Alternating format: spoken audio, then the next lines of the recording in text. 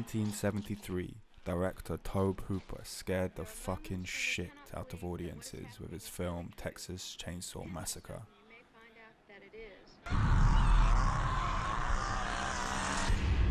It carved down the doors with sound and fury. It shook the foundation of what was considered too much, too brutal for mainstream audiences. It's quite hard to imagine how scary this film was at the time, seeing as we've become fairly desensitized to genuinely bad and messed up things. We are harder to scare, we're harder to shock. But in 1973, people were literally fainting in the aisles. In the same year, The Exorcist had people running into churches to absolve themselves of the demonic power they believed the film had awoken. I'm not going back in there. Reports of panic attacks, heart attacks, and near psychotic breaks only served to amplify the drama, to create the cultish dawn of modern horror, changing the face of cinema forever. I don't like it. I want to go home. I want to see if it's going to make me throw up. The Texas Chainsaw Massacre, as well as Hitchcock's Psycho, were at the same party. In the case of Texas Chainsaw Massacre, there was something about the sheer randomness of the barbarism and the uncannily flippant, almost innocent perpetration of killing, like children playing with toys, that disturbed audiences in a newer way, a way that felt more real perhaps, more believable, and therefore more terrifying than before. After all, the history of horror before the Texas Chainsaw Massacre was largely dominated by ghouls, ghosts, and very weird non-humans, like the Phantom of the Opera, Nosferatu, and Frankenstein's monster. It was scary, nay, terrifying for mid-20th century audiences, but it wasn't really based in the realm of possibility in the way that Texas Chainsaw Massacre might have been. The film sees 5 friends drive into the Texan countryside, an eerie land blighted by dust and degradation, stagnated by the economic crash of the 1970s, to investigate a spate of graveyard robberies. They appear educated, of higher economic stature than the locals they drift by. They have come for a salacious bit of tourism. They have come looking for horror. I see things. The film's opening cards imply that this is a true story. On one hand, this is supposed to make us go, oh shit, really? But on the other, it's signalling that the horror to come is based in some form of truth. Maybe not literal truth, but symbolic truth. Like all good art, and particularly like all good horror, it uses fictional fear and terror to address the things that people don't want to think about. The Texan community and the family who eventually terrorized this group of friends represent a rural and/or industrial community made spiritually and economically redundant by globalization, mechanization, and deunionization, or, in the language of Instagram infographics, capitalism. Of course, it's eye-rollingly easy to attribute social debasement rendered on screen to capitalism. So I'll elaborate. I'll spin the yarn. 8 to 12% of Americans had lost their jobs, inflation grew, and America entered a recession. The force of automated machinery began to push America's industrial class out of their jobs, out of the factories, and into economic oblivion. Basically, machine replaced man. In 1979, the Fiat Motor Company ran an ad showing their process of automation, with the tagline, hand-built by robots. There was something gloriously sexy, something almost utopian about an expanding society being facilitated into a new age by robots. But due to this automation, job de-skilling was rife, and people who had built their lives off the back of industrial labour were being turned away from the factories.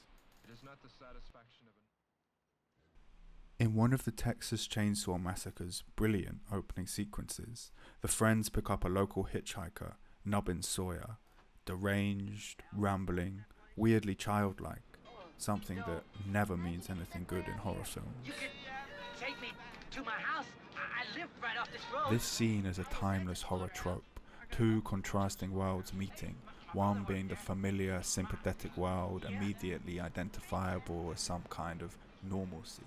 The other is darker, unfamiliar, uncanny. Nubbins represents this other world. He is the freakish other, the dark shadow of America. The group look at him with a weird kind of amazement, like they're watching a car crash. They are scared and fascinated by him, how different he is from them. Nubbins offers a glimpse of what the slaughterhouses were like, saying that the new way of killing animals with guns isn't as good as the old way of bashing them in the head. Oh, no. With the new way people put out of jobs. Evoking this notion that what is about to come is somehow related to what has come before.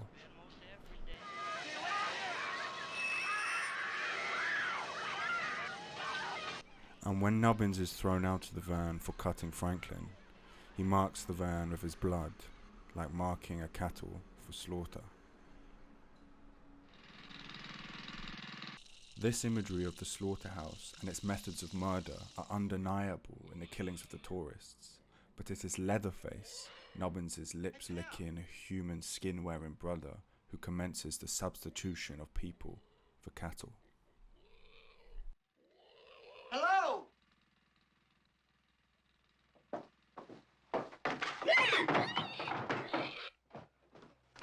Just as they did in the slaughterhouse, Leatherface cracks Kirk on the head with a hammer. He writhes around like an animal before the industrial door is jarred shut.